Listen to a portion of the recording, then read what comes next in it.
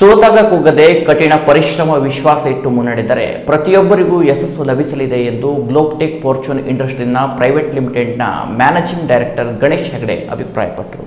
ಹೊನ್ನಾವರ ತಾಲೂಕಿನ ಅರೆಂಗಡಿಯ ಎಸ್ಎಸ್ಕೆಪಿ ಜೂನಿಯರ್ ಕಾಲೇಜಿನಲ್ಲಿ ಎಸ್ಕೆಪಿ ಪೂರ್ವ ವಿದ್ಯಾರ್ಥಿ ಬಳಗದ ವತಿಯಿಂದ ಹಮ್ಮಿಕೊಂಡ ಸಾಂಸ್ಕೃತಿಕ ಸಂಭ್ರಮ ಕಾರ್ಯಕ್ರಮವನ್ನು ಉದ್ಘಾಟಿಸಿ ಮಾತನಾಡಿದ ಗಣೇಶ್ ಹೆಗಡೆಯವರು, ಅಧ್ಯಯನ ಮಾಡುವ ಸಮಯದಲ್ಲಿ ಕೇವಲ ವಿದ್ಯೆಯನ್ನು ಮಾತ್ರ ಶಿಕ್ಷಣ ಸಂಸ್ಥೆಯು ನೀಡುವುದಿಲ್ಲ, ಬದುಕಿಗೆ ನೈತಿಕ ಶಿಕ್ಷಣ ನೀಡುವ ಮೂಲಕ ಸಮಾಜದಲ್ಲಿ ಉತ್ತಮ ಪ್ರಜ್ಞೆಯನ್ನು ಕೂಡ ಮೂಡಿಸುತ್ತದೆ ಎಂದರು. ಎಸ್ಎಸ್ಕೆಪಿ ಕಾಲೇಜಿನ ಪ್ರಾಚಾರ್ಯ ವಿಎನ್ ಭಟ್ ಮಾತನಾಡಿ, ಶಿಕ್ಷಣದ ಜೊತೆ ಸಂಸ್ಕಾರಯುತ ಶಿಕ್ಷಣ ಅಗತ್ಯವಿದೆ. ಇಂದು ಮಕ್ಕಳು ಮೊಬೈಲ್ ವ್ಯಾಮೋಹಕ್ಕೆ ಒಳಗಾಗುತ್ತಿದ್ದಾರೆ. ಇದು ಶಿಕ್ಷಣ ಮತ್ತು ಆರೋಗ್ಯದ ಮೇಲೆ ಪರಿಣಾಮ ಬೀರುವುದರಿಂದ ಭವಿಷ್ಯದ ಯುವ ಸಮುದಾಯ ಇನ್ನಷ್ಟು ಸಮಸ್ಯೆ ಎದುರಿಸಲಿದೆ. ಪಾಲಕರು ತಾವು ಮೊಬೈಲ್ನಿಂದ ದೂರ ಇದ್ದು ಮಕ್ಕಳ ಬಳಕೆಯ ಮೇಲೂ ನಿಗಾ ವಹಿಸಬೇಕು ಎಂದು ಸಲಹೆ ನೀಡಿದರು. ಬೆಂಗಳೂರಿನ ಸರ್ಕಾರಿ ಹೋಮಿಯೋಪತಿಕ್ ಕಾಲೇಜಿನ ಉಪನ್ಯಾಸಕರಾದ ಡಾಕ್ಟರ್ ಶ್ರೀಪಾದ್ ಹೆಗಡೆ, ಕಾಲೇಜಿನ ಇತಿಹಾಸ ವಿಭಾಗದ ನಿವೃತ್ತ ಉಪನ್ಯಾಸಕ ಎಸ್ ಶಿವಪ್ಪ ಇವರನ್ನ ಸನ್ಮಾನಿಸಿ ಗೌರವಿಸಲಾಯಿತು. ಕ್ರೀಡೆ ಹಾಗೂ ಶೈಕ್ಷಣಿಕವಾಗಿ ಸಾಧನೆ ಮಾಡಿದ ಪ್ರತಿಭಾವಂತ ವಿದ್ಯಾರ್ಥಿಗಳಿಗೆ ಪುರಸ್ಕಾರ ನೀಡಲಾಯಿತು. ಪೂರ್ವ ವಿದ್ಯಾರ್ಥಿ ಬಳಗದ ಕಾರ್ಯದರ್ಶಿ ಗೋಪಾಲಕೃಷ್ಣ ಹೆಗಡೆ,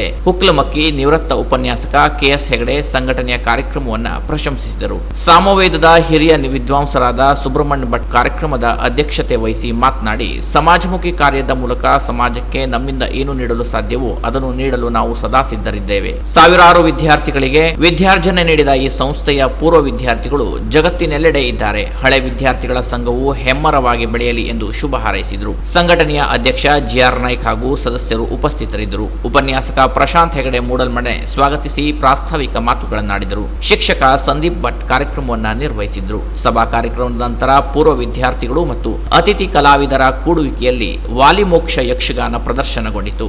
ಕೆನರಾ ಪ್ಲಸ್ ನ್ಯೂಸ್, ಹೊನ್ನಾವರ.